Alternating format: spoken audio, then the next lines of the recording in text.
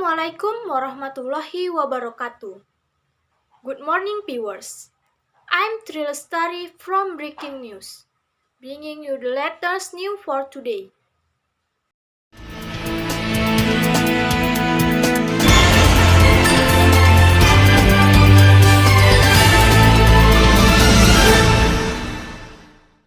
Three residents of Kabupaten Goa, Sulawesi Selatan were struck by lightning while taking shelter in a hole.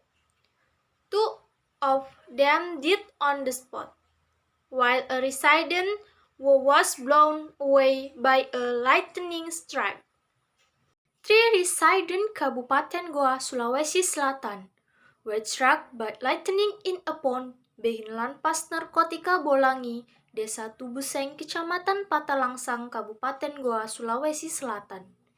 A witness explained that three victims named Abdi Kadit, Juri Jaring, and Abbas Emba come to Abdi Rohim Batang, found in Desa Tubuseng, Kecamatan Patalangsang, planning to visit the pond for comparison in fish business.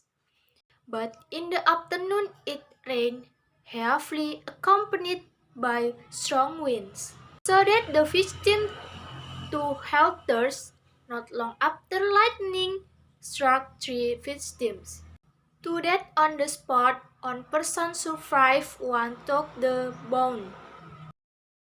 That's all the news for today. Check this out thebreakingnews.com for the latest updates. I'm Trilestari. Thank you for watching and have a great day.